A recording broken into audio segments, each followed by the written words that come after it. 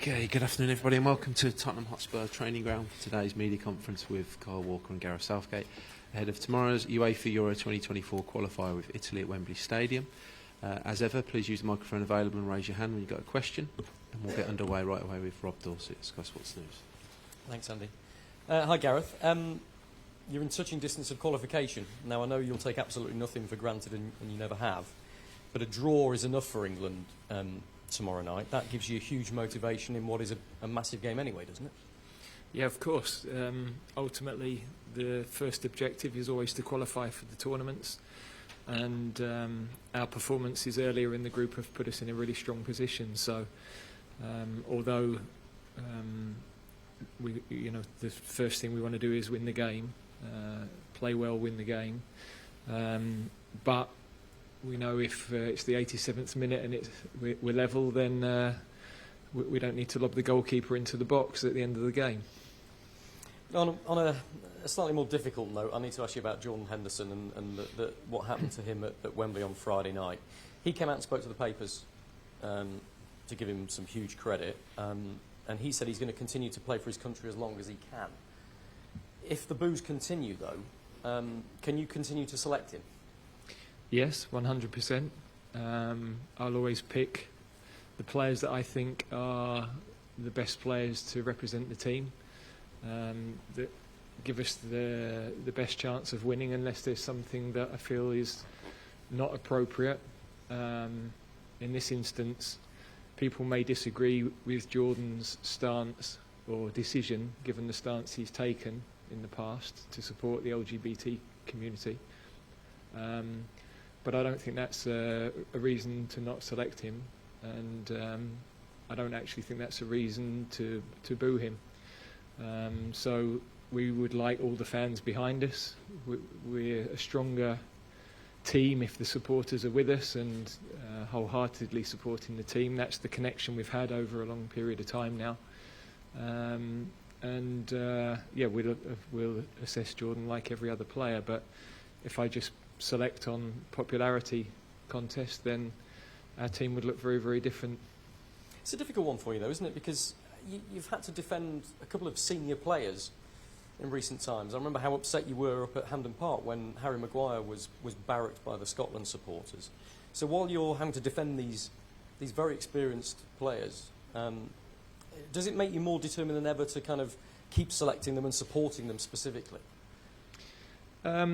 Well, I will always assess how people are playing and assess what's our strongest team and our strongest squad. So it wouldn't be fair to say I'm going to support the players and select them regardless of what they're capable of if better younger players come through. But I am also going to defend our players, our team, because we need that unity, we need that strength. And the two players you're talking about have performed again and again and again in massive games for us. And their quality, their experience, the unmeasurable factors that we have as a group because of that team spirit and that togetherness that have brought us good results and important big results. I think their sort of characters are a big part of the reason we've had those big nights. Carl, if I can ask you about the same sort of subject, if that's okay. I mean, you know Jordan Henderson so well. He made his debut, I think, a year before you. You've played in this England team together for more than a decade. Yep. What did you make of it when you were there at Wembley on Friday night? It's not nice to hear. I've known Jordan since probably the age of 9 when we was playing against Sheffield United v Sunderland. So to see what he's done for the country for so many years, and what he does for around the team as well, as we know him, you know, it's a family in there, and we spend, as we have done, a week together in a hotel, you know, and he's a big part of the togetherness and keeping the group, you know, together and making sure that everyone feels welcome when, you know, new players come in or people stepping. So to hear that, it's obviously it's not nice to hear, but people are entitled to their opinions. But, you know, I fully, you know, back Jordan and, you know, his decision and what he's had to do. Changing tack a bit, this is the first time that Italy will have played at Wembley since the final of the Euros. And I'm sorry to bring that up, Kyle, but I wonder whether that gives you extra motivation. I'm sure you're going to say trying to qualify for a major tournament is a motivation in its own right, but I know how much that hurt you and the rest of the players. Yeah, of course. To do what we did in that special summer, to arrive so close, and probably, you know, for me to concede a goal for a set play where we've been so good, it was, you know, it was a bit devastating. But I feel just as like at club level, I went to Porto and lost against Chelsea, and then 2 years later I've gone and done the treble. So I feel that people and teams evolve from that. I think you learn from occasions where you've been in finals and lose finals and setbacks, and you go on and achieve something great. And I think just what the boss said there, then we get a draw and we go through. So it's about managing the game. Obviously, first and foremost, it's about going out and putting a performance on and winning. But I won't be ashamed if it's a 0-0 and we're in the Euros, and you know, I'm going to represent my country at the finals. Gareth, last one from me. You've said that England, you think, are a very different team now from that final. In what way would you pick out? Experience, experience of winning big matches, consistent performances. We've been ranked in the top 5 in the world now since 2018. So I don't think there's been any other period over the last 30, 40 years where that's been the case. So these boys are consistently producing big nights, memorable nights, good performances, exciting performances in general. And we want to keep doing that. Thank you. Hi Gareth. You praised Kyle and Kieran after the game in Scotland, called them warriors. Are they and the senior players examples of what Italy have been praised for over the year, and have that know-how of how to win at the international level? Yeah, very much so. You can't fast track that. You can't just give people experience. It's got to come from playing in the big nights, playing in those big matches, the difficult times you go through as a player, the challenges that you face as a player. All of that breeds a really experienced player. But also there are things like communication that on the pitch have such an important factor. You know, if a winger's playing in front of these two, they've got full support, so much instruction, and you become more than just the sum of your parts, because that togetherness, the organisation it brings, the experience that they bring, and the spirit amongst that group. You know, so many of that back line in particular have played together so many times, are prepared to put their bodies on the line for each other. They're intangible things, but they're what make winning teams. And last week, Harry Maguire, he spoke about the importance of the fan support, and you mentioned it after the Scotland game as well. How important that he gets a positive reaction from the fans tomorrow if he is to play? He will. You know, the England fans, I think, are brilliant with him. They were brilliant with him that night. I think he's, well, the whole team, they're behind the team, really. We've had a couple of incidents that I don't understand, because I don't think any player wearing an England shirt warrants that. You know, I grew up seeing John Barnes receive that sort of criticism, and other players over the years, so that's never helped the team. We should be always about the team, and then if you have an opinion about a player outside of that, fine, no problem.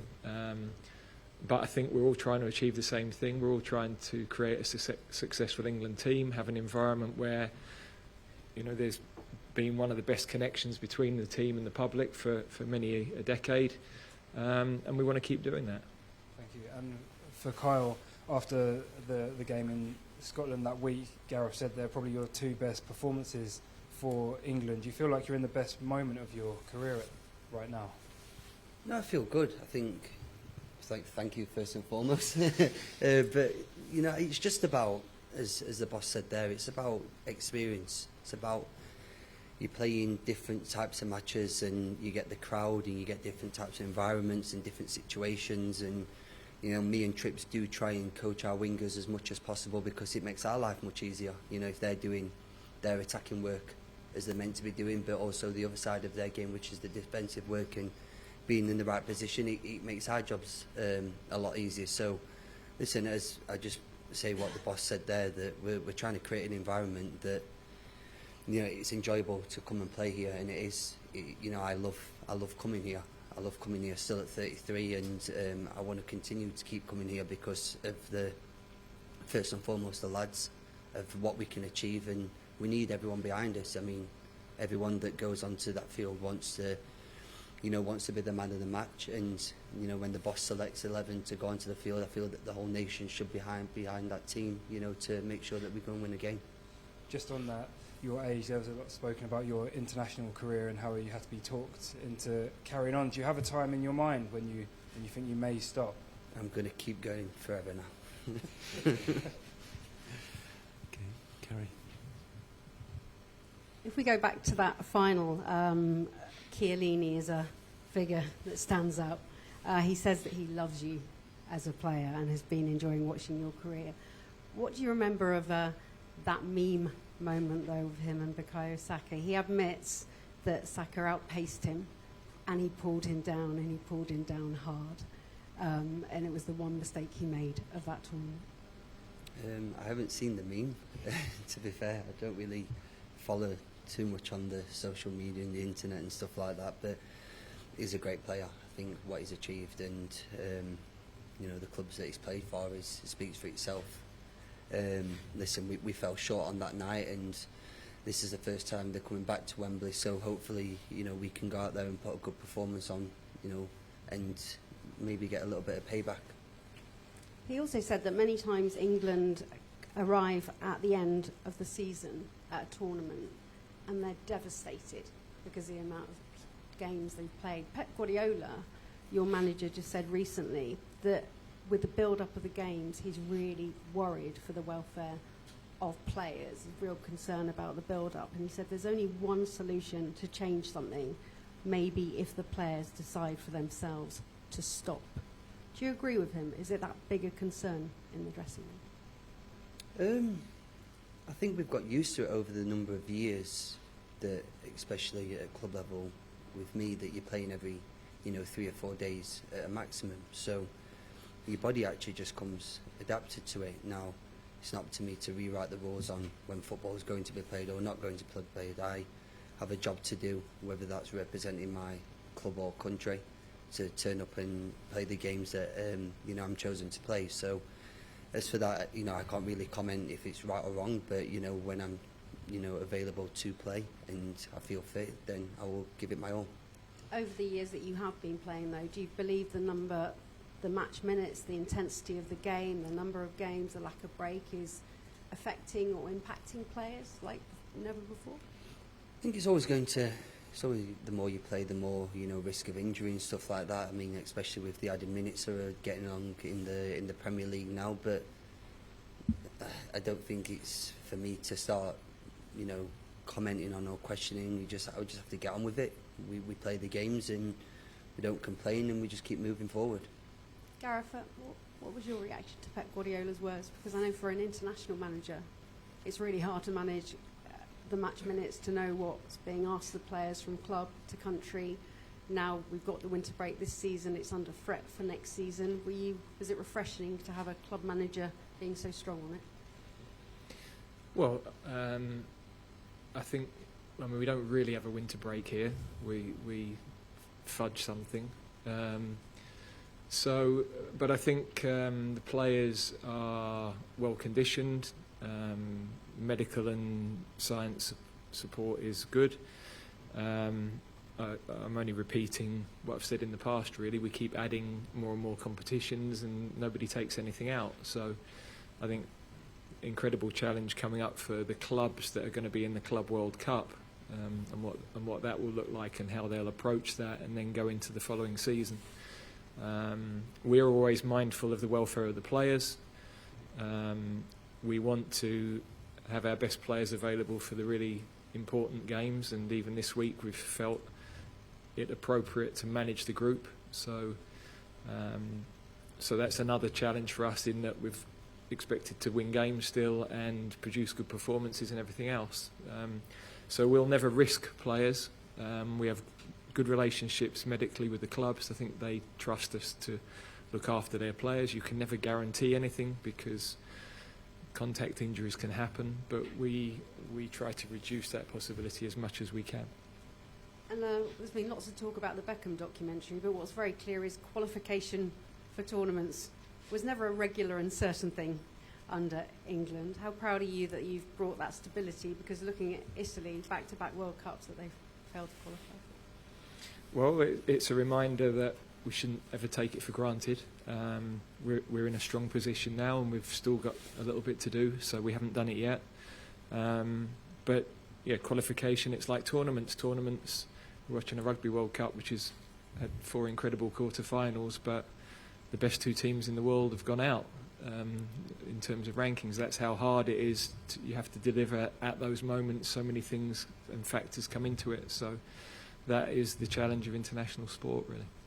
Carl, just a lot of controversy in the build-up to this international break over VAR. Your manager to your right says he doesn't think it's really improved the situation. What's your interpretation of it in your role on the pitch? Do you think it's helping the game, or would you like to see automatic offsides? Have you got a viewpoint?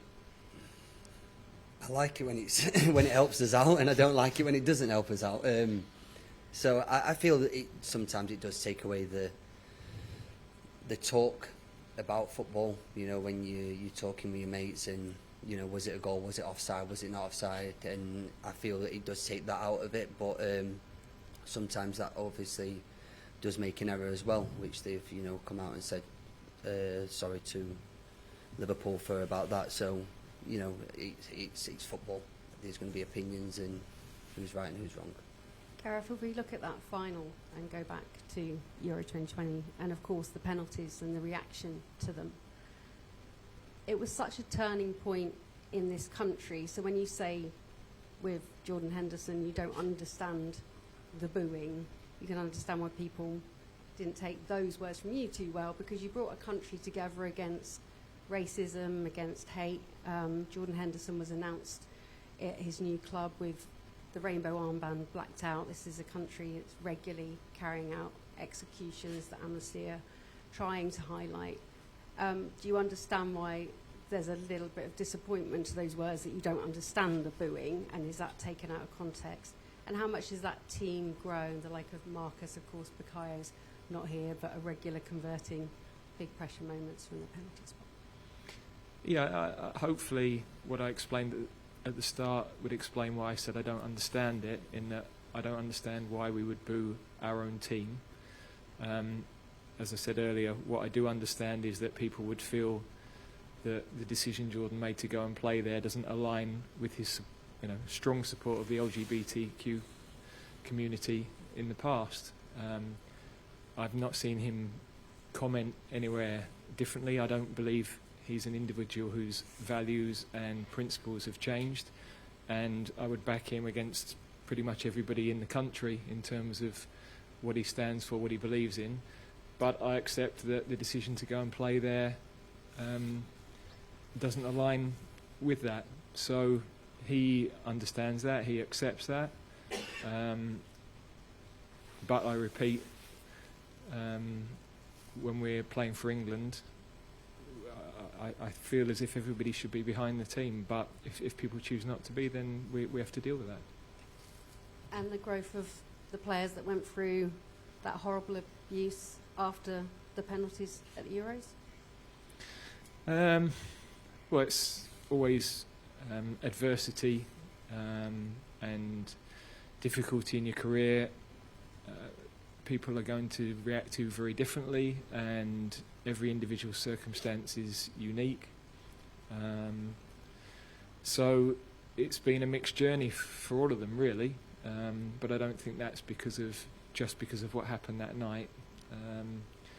From our perspective, it's 2 years ago. We've had a lot of big nights since then. We've played Italy 3 times since then. Yes, we've learned from what happened then, but also from many, many nights since. And we're looking forward to tomorrow's game, because it's a high-level game, 2 top teams, a full house at Wembley. They're the nights you want to be involved in. John Stones made an appearance in the last match. How can he start, and how much is Mark Gurhey pushing for that spot if he's not available? Yeah, well, John, we're working closely with his club in terms of his recovery. He's been out a long time, so we've got to keep assessing him. And Mark is doing really, really well. You know, he's played with great maturity in the 2 games last month. He's a very calm player, positionally excellent. You know, at times he might not catch the eye in the way that some other players do because he's in the right place. So he's not having to tear around and cover for something that he's got wrong. Composed with the ball, very good mentality. So we think he's developing really well.